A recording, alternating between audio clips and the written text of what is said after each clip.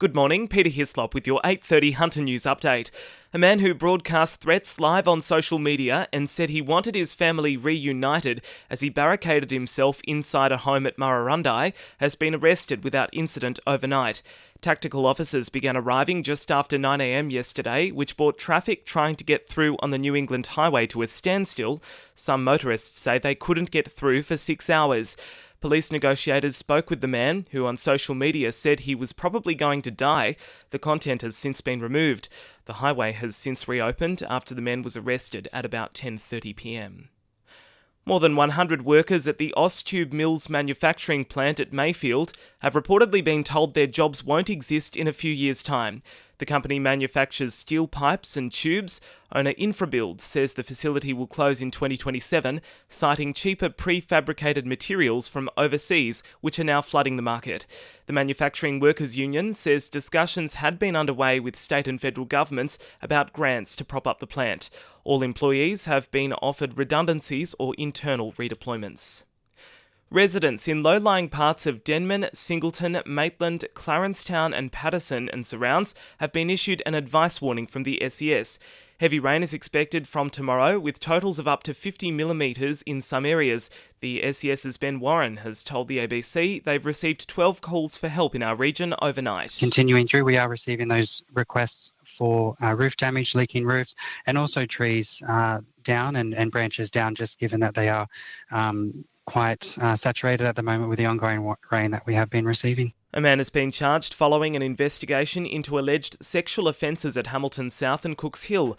Last Friday, police commenced an investigation after a man allegedly exposed himself near a woman not known to him. Following extensive inquiries, a 41-year-old man was arrested on High Street at Maitland on Sunday. He faced court and was granted bail, but was then alleged to be doing the same thing in other areas of Newcastle. He was arrested again and refused bail to face Newcastle local court later this month. Muswellbrook and Maitland residents are being invited to community forums this month to discuss amendments to compulsory acquisition laws for pipeline projects. Under existing laws, land and easements can be accessed for projects, but the Department of Climate Change, Energy, the Environment and Water wants to add greater transparency to these processes. Upper Hunter MP Dave Lazell says it's important residents understand their rights. Gas pipelines going through your property, it's not something you want. It's not something people actually want to choose to have, but unfortunately it's part of this infrastructure rollout. It was approved many, many years ago. And it's something that we've now faced with as a community. And talented dancers from across the Hunter and the nation will be showcased this month in the first Impact Dance Festival at Lake Macquarie. The festival will include performances arranged by leading independent choreographers.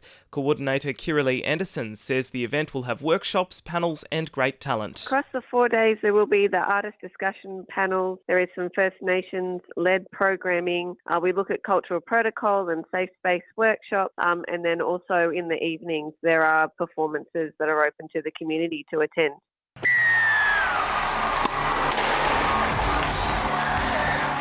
2NURFM Sport. The Knights are set to take on the Raiders on Sunday as part of the first ever NRLW Magic Round in Newcastle. With wet weather forecast all weekend and 4 matches to take place on the McDonald Jones Stadium turf beforehand, pitch conditions could be less than ideal for the clash.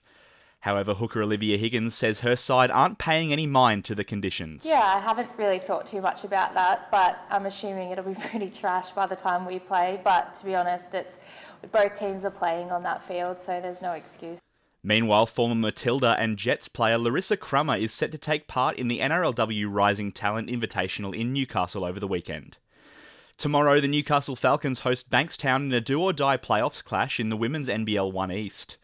Star guard Nicole Munger will be looking to lead her side to a second consecutive championship after being named to the league's Women's All-Star 5. And the Knights have announced the signings of Asu Kepaoa and Matthew Hunter, who will join the club ahead of the 2026 season. That's Sport, I'm Will McGrath. And the winning numbers in Powerball are 5, 12, 15, 16, 20, 22 and 29, and the Powerball is 4. And now you're up to date with the latest 2NURFM Hunter News.